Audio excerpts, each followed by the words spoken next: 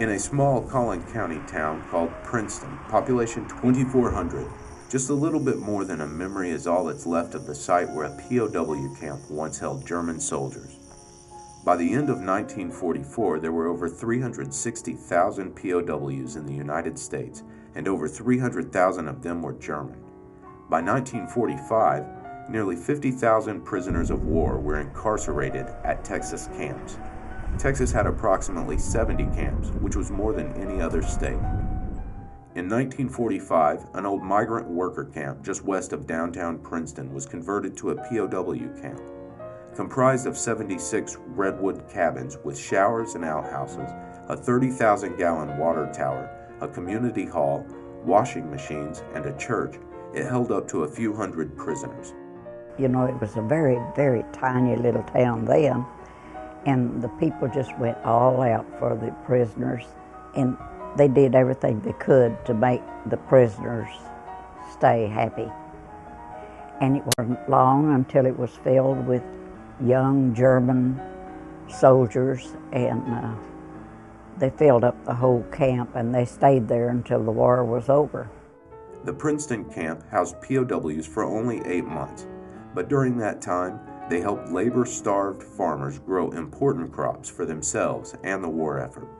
I guess the officer would let them out on what they call a work detail, and the farmers would come over and get a guard and 6, 8 of them and take them back out to their farm and let them work for a day and then bring them back in the afternoon. Farmers needed help with their crops. It's wartime, there was no one to hire, so they would take their trucks to the camp every day and say, I need 10 prisoners to work on my farm today, or whatever they needed. And they'd take them out to the field, and they would work all day with the farmers' sons. And a lot of friendships grew up there. The routine was a lot of physical labor for the POWs, but the community of Princeton was good to them. A German POW held at the Princeton camp recalls, "They were nice to us, sometimes offering to go into town to get candy, cigarettes, and other items to make life easier in the camp." The war was over in August of 1945, but the prisoners were not released until the following January. They left gradually. They didn't all leave at once, you know. They'd be shipped out a few at a time. But you read about prisoner of war camps like the Japanese in California and how they hated it. But I don't think that was true here, because they were made a part of the community.